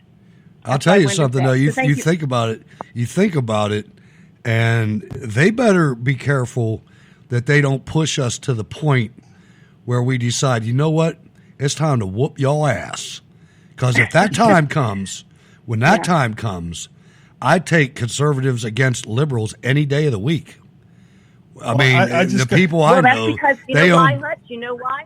We're standing on the truth. Most That's right. conservatives are standing on biblical Judeo-Christian principles that our country was founded on. So the reason that we are still here is because of who we're standing on, what we're standing on. I agree with that. They have a weak foundation. That's why when Ward said he tries to have a conversation and a robust debate with them, he can't, because they don't have a foundation. Everything is a lie. Everything that they stand on And is it's a all lie. sound bites. When you argue with them, it's all sound bites. It's not a genuine thought. They can't make a concerted argument. It's all, well, I saw on No. I mean, it's really simple. Did you vote for Joe Biden? Yeah. Why? And don't use the name Donald Trump. Right. Exactly. Right. Why did you vote for him? And don't use the name Donald Trump. You can't tell me you liked his policies. You can't tell me because you didn't know what because they they were. changed every year. I mean, if you follow Biden, Biden's been on both sides of every issue for years. Well, even the election. I mean, hell, he stayed in his basement. He didn't make. I mean, he made no statements. Nobody knew anything about him. That's how he got in. Well, I mean, he was able to be injected into the presidency. Sure. For the residency. I was talking logistically too, though. I mean, you look at even this month, purchases of AR-15s broke another record. I mean, broke a forever record. They didn't break a monthly record; they broke an all-time record for sales, and that's not Democrats buying those. You know, and the ones that do, bought a box of rounds. The conservatives out there, especially the ones really in the know, bought 3,000 rounds. That's why there's a bullet shortage, which is going away, by the way. And conservatives that I know, I don't know a whole lot of Democrats that have bulldozers, dump trucks, tractor trailers, tractors, forklifts, enough fertilizer to blow up 6 New Yorks. You know what I mean? It's not going to end well for these Antifa types, I'm telling you. Well, I hope that never happens, but if it does. Here's the thing. The Antifa types are just little pansies. They live in, they're staying in their mom's basement. They have no guts at all. And now they have a cause. And I have a cause, so I can go out and I can be on Twitter and listen to all my Twitter friends, and we can go and have these, what the hell do they call them? Flash mob. We'll flash mob and blah, blah, blah, blah. And, get the hell out. Go to the dollar store and steal stuff. Yeah. Roll into Sturgis and try this crap. There you go. Right. All right. History B. Thank you very much. Always appreciate it. And I wanted to, before you leave, I wanted to tell you, before you leave, I wanted to tell you when you had the hair on the back of my arm standing up, and that doesn't happen often. That was awesome. Thank you. Cool. Yeah. Well, thank you. God bless you guys. Keep it up. All right. Damn Stay sure strong. will. All right. History right. B. Thank Bye-bye. you. All right. Let's go to Eugene, Oregon. There's Marlene waiting in the wings. How's it going? Thanks for waiting. Oh, no problem. Hi, Hutch. Hello, Ward. Hey, how you doing? Oh, not bad. Anyway, you wanted a definition of white rage. Well, this one's a little different. This is from the Urban Dictionary, which I thought it makes sense. It's white people who spend too much time looking for things to be mad about on the internet, and they're easily triggered. That was pretty good. Oh, what a cop out, man! What a cop out! No. Because let's not pretend that there isn't any. I mean, I'm pissed off all the time with stuff that I see. I wouldn't say that it's all racial, but some of it is. Some of it is. I mean, I'm tired of being called a racist. I'm sick of it, man. Well, no. Here's the thing, call it though. that often, but I still don't like it. Well, no. I mean, as soon as you win an argument with a Democrat, you're called a racist. So I'm used to it. That's the thing. It's gotten to the point where that word doesn't mean anything. No, that's true. That's true. But this is why I said it used to be. Well, I mean, you look at back in the day, like when Jimmy the Greek did his stupidity, right? Which was racist. real. I mean, it was a little racist, real, but it was. I mean, it was truthful, but I mean, at the same time, it was kind of racist, and that stigma got him fired. Hey, he's a racist, and he was tagged. Now everybody's a racist. Oh yeah, nobody doesn't can carry go the weight a day without being called a racist. It doesn't carry the weight. You're a white guy. Right. You got to be a racist. Right. You used to be worried. I used to be worried about being called that, and I'm not anymore. I don't care. You call me whatever you want. If I call out behavior of a certain group, if you have a certain group of people that are on record as not having 2-parent families and has single parents raising a whole lot of boys, and then these boys are shooting each other in Chicago or any other city, to me, that's a cause and effect relationship. You know, and I'm going to say that. I'm going to say, you know, if these kids had fathers in their life to kick their asses as they're growing up and teach them how to behave, you wouldn't have this. And you want to call me a racist for that? All right. Well, go ahead. I don't think that's, I mean, the only problem is, how do you fix it? Well, you have to get to the point. That is a problem. When you have the federal government, via Lyndon Baines Johnson starting a program that we're going to pay women, low-income women, to sustain their children unless there's a man in the house, then you don't get the money. To me, they caused it. I mean, at least in part. I mean, why? Go ahead. No, I agree with you 100%. Now, I'm just looking at it. I'm being devil's advocate here. How do we fix it? I know. And the only thing I could think of is, first you have to admit it. And they haven't done that. I mean, it's like anything else. The first thing you have to do is admit you have a problem. Right. And then the second thing and ours is the Democrats. Exactly. And fake Republicans. But we have to incentivize getting these men, and let's just put it bluntly. We got to get black men, poor white men, and poor Hispanics, poor black men, poor white men, and poor Hispanics. They need to get back in charge of their families. And, oh my God, I can hear the women activists throwing shit at my house when I say that. But that's what needs to happen. You men need to take back over your families. You're in charge. I mean, this shit is biblical. You're in charge. Go take back over. Don't let anybody tell you no. You know what I mean? Stop messing with these women that it's wham, bam, thank you, ma'am. You know what I mean? You have to, it's your fault. Men, it's your fault. You're stronger. It's your fault. Fix it. That's what we have to do. Incentivize it. And I don't know how you do that. I mean, I could start the planning process. I could say, all right, you get a tax credit or a whatever. You know, we change the dynamics of the welfare program at the beginning, because after you do that, you don't need welfare anymore. After you have the man in charge of the family, get the economy straight. I've often said Detroit is a perfect place for an experiment. Let's put an oil refinery in the middle. And if you didn't know, there's millions of homes.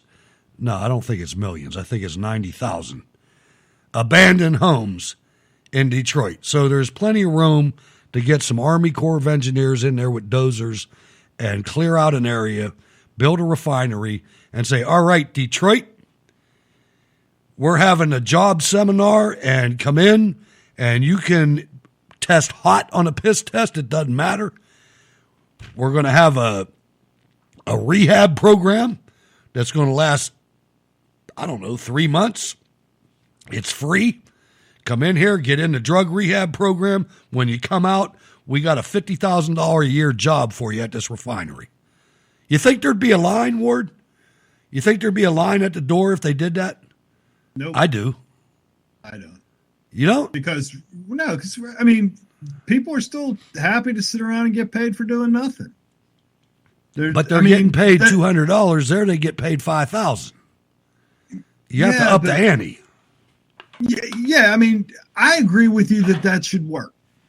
But just to see the state where, Taco Bell's having incentivize you. All right, so they come there. in. They'd come in from Indiana then. All right, forget Detroit. Yeah, I mean, you're gonna have to ship people in from somewhere else because the people that are there that have been baby. on welfare for the last 20 years. No, they wear man. They don't buns want. here. Yeah, you ain't gonna get them into doing it. You see what I'm saying? You could incentivize normalcy, but that's not what we do, man. We incentivize testicular. Yeah, exactly. And now, if you want to go and dress like, and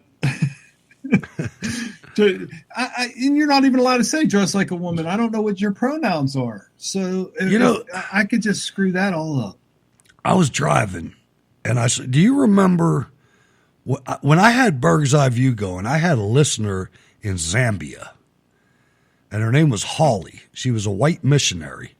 She was a daughter of a white missionary who died there, and she continued. And then she moved back, and she listened to the show. Did they eat him or anything? No, I don't know, man. She listened to the show, and she moved over here to Crafton, and I saw a sign 2 days ago, Holly Hickling for magistrate. And I go to her website.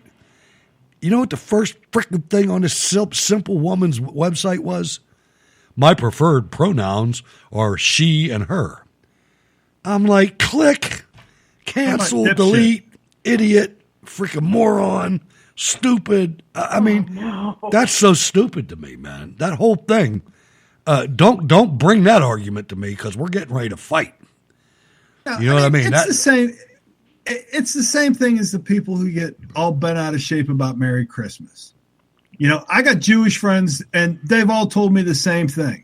They don't mind if somebody comes up and says Merry Christmas to them, and they say Merry Christmas back, or they'll say Happy Hanukkah or whatever. And the fact that there's people out there that make a deal about it, that's the problem. Yeah. It's, you're going to call me what I want you to call me. I'll call you jackass, and you'll like it. I remember Pittsburgh Public School, 4th grade, and we're in music class, and I still remember the song to this day. Shalom Kavarim, Shalom Kavarim, Shalom, Shalom. This is a little Pittsburgh kid, a Christian kid, singing a Hebrew, or not a Hebrew, but a Jewish song. And there was little black kids in it. There was little black kids in there singing it. There was little Korean kids in there singing it. And we all did it. The point is, and there's no problem with that. The people that want to make a big deal about it, it's not a Christmas tree, it's a holiday tree. Kiss my nose. No, it's a Christmas tree. Right. And that's what it is. And it's not called that to be offensive. Right. And these people that get offended by it, you know what, though? I'll bet you these people that are offended are the first ones to take off Christmas Day, ain't they? Right. Yeah, no doubt. So, Marlene, you think there's a situation going on here that could blow up? New York City teachers and school staff were supposed to be vaccinated against the coronavirus by today in one of the nation's first school district vaccine mandates.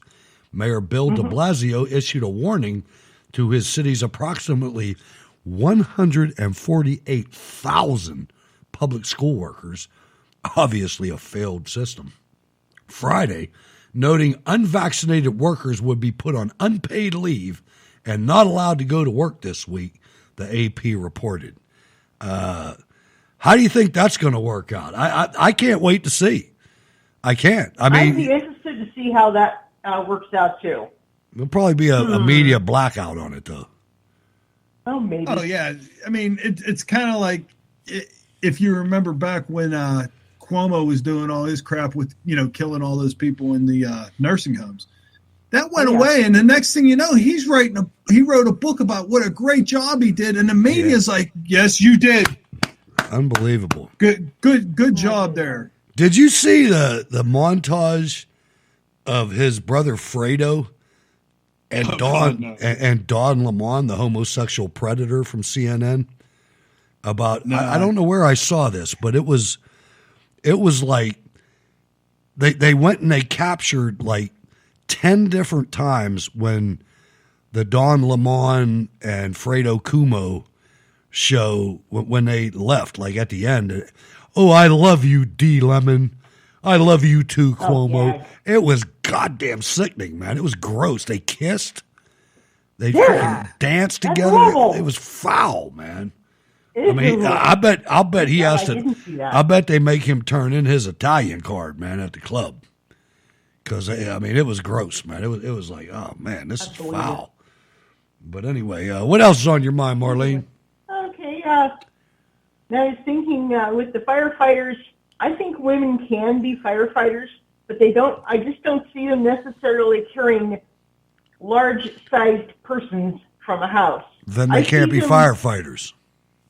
Well, That's part of the okay, job, right. and that's a huge part of the job. I mean, there's only, and I'm not trying to blast you here. I'm a member of the fire service, a former member. Yeah. And on an engine, there's 4 people.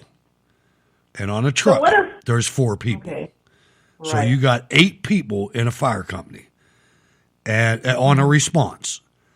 And that's what you got, man. So if you incorporate female firefighters into that mix, hopefully they're strong, big, strong women. If it was big, strong women that were in the fire service, that would be fine. But that's not what we're talking about. We're talking about I guess I'm getting incorporating confused. all women in. And And the other thing too is where they had in the 80s, especially in Pittsburgh, they had the quotas where they'd have one white male, one black male, Exactly. one white female, one black female, And it's unbelievable And that's how they because- ended up getting sued because they hired people and they made them take a test, and there was people that scored well above that on the test, but weren't the right color at the time. So and they didn't get the job. weirdest part about it is right now is that, and I don't know about women. I don't know the statistics on that, but I can tell you a lot of black guys do not apply for the fire service. They just don't apply. I mean, they would, especially, Ward, in this city, they would get hired above and beyond any white guy. Sure. Just apply, but they don't even apply. And the ones that do are awesome. But as far as a woman being on there, I mean, I'm going to put it this way. Like I said before, I wouldn't want a not- woman. Now, you bring me a 175-pound woman that doesn't have a whole lot of fat on her body. Come on, baby. You join the team. The same way I felt about the Army. The same way as in the Army. You know, bring me in one of them Russian beet farmers. She Right. comes up the ladder. She can carry me out of this joint. Exactly. And put her in the infantry, too. 115-pound woman coming up the ladder. Get out the way, honey. I'll just go out myself.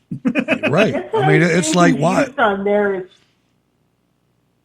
is that maybe I guess what I was thinking of was more of the women working in the working for the Forest Service versus a real firefighter, because I can see definitely women working to put out forest fires. Oh, sure.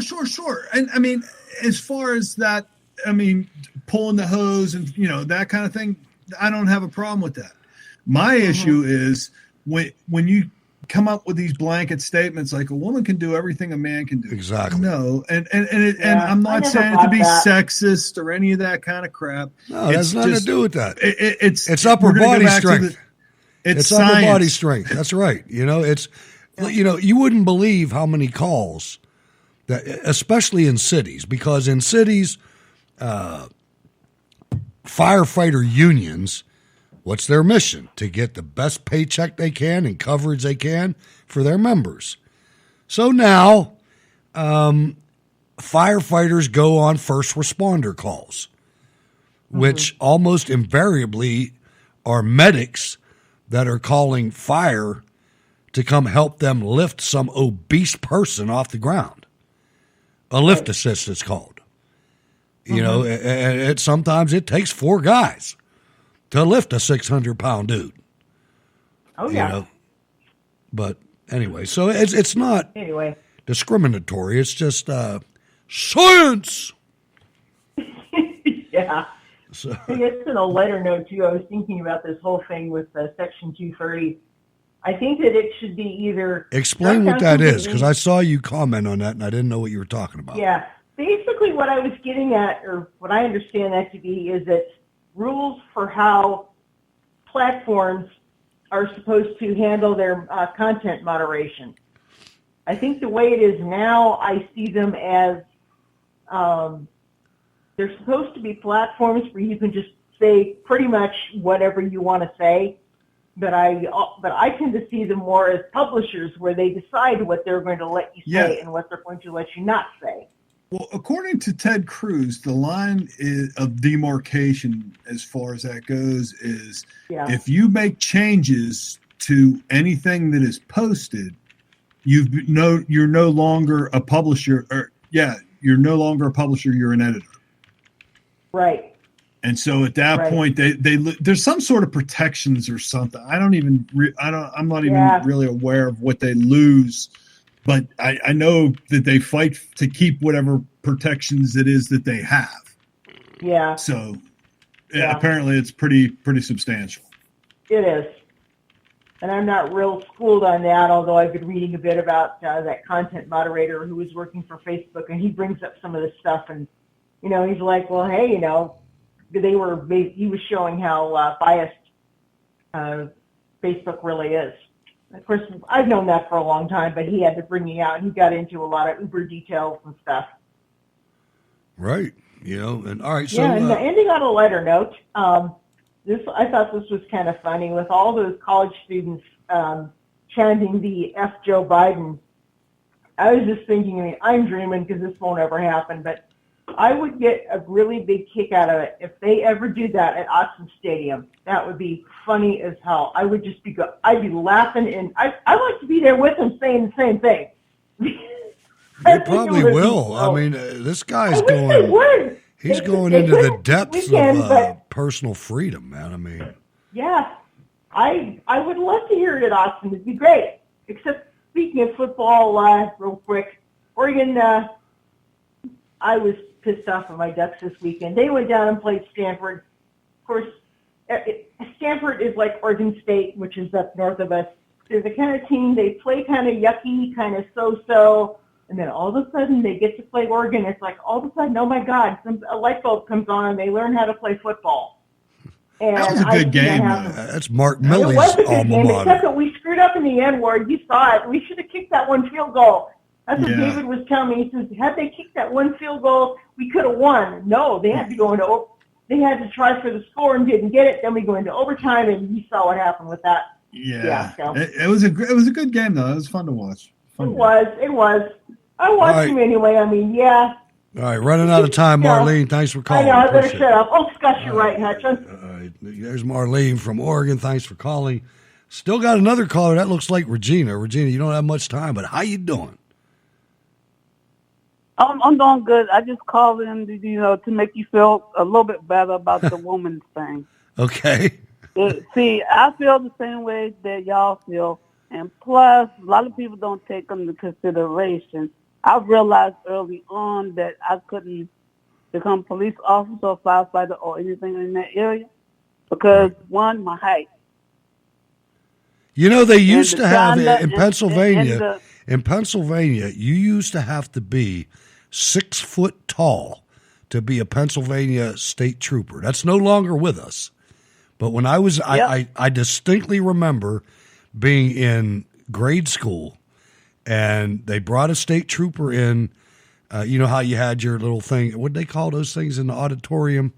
Whatever they called them, anyway. Assembly. We had an assembly in the auditorium, and they brought a state trooper in. And he started talking about the requirements, and I knew right there and then I can never be a state trooper because I'm not that tall. I'm a short guy. And I accepted that. Right. I accepted that, right? It's like Ward can be a state trooper. I can't. That's just the way it is, So there you go. Yes, I just had to leave you a call and leave you with that. Well, a lot of people don't think that. A lot of people have this bright idea that I can go and get these jobs and do this and do that and stuff like it, and don't realize that you're dealing with people that are going to be larger than you. Oh yeah. Especially the ex-cons, man. I mean, they give them a free reign to the weight room, and we pay for it. Yeah. That's you brought up another subject that I take issue with. I don't think, in my opinion, women should be prison guards. I don't know why one would want to, and guess what? My daughter's one. She's not a prison guard, but she is a women's prison. Because it's like that's a bad combination right there. Yeah, that's true. Because they're gonna need somebody in there that can whoop ass. The thing, not only that, but when you get these convicts that have been locked up for 20, 30, not even that long, but 20, 30 years, they have nothing but time. They know how to turn your ass out.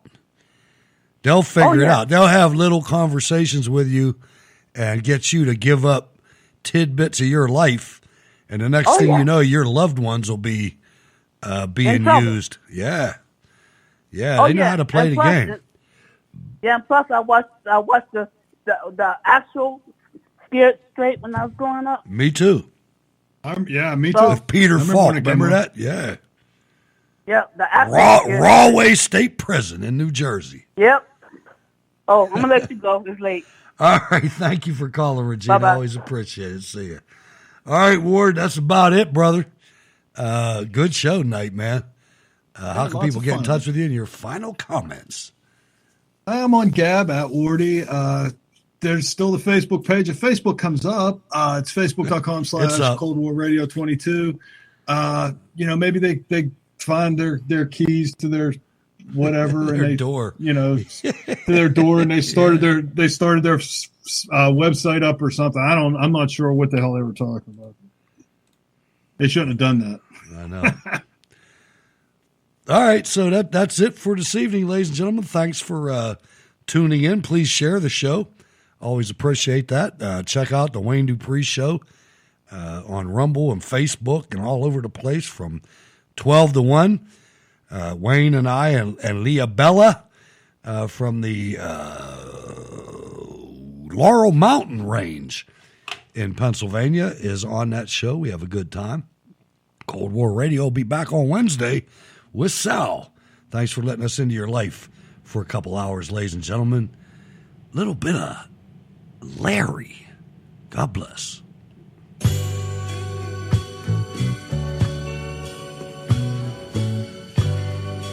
Where's Larry St. Clair when we need him?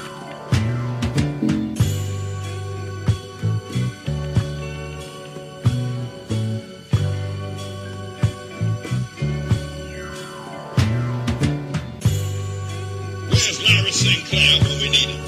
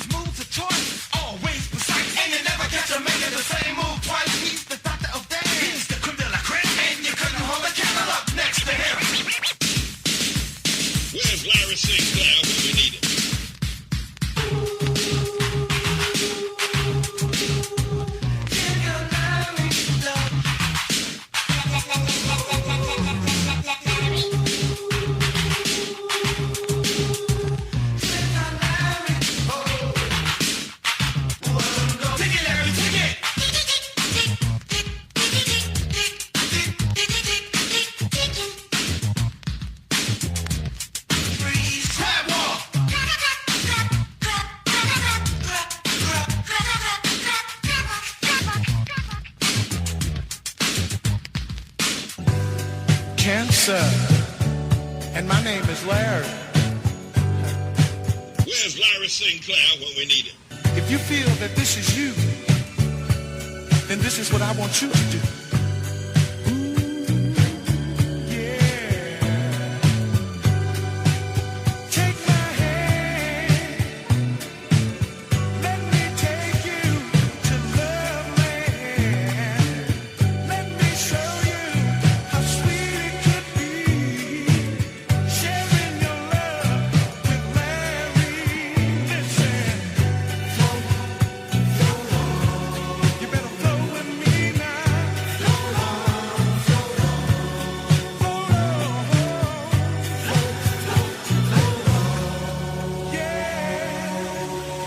Obama and Larry Sinclair had a steaming love affair. Obama and Larry Sinclair had a steaming love affair.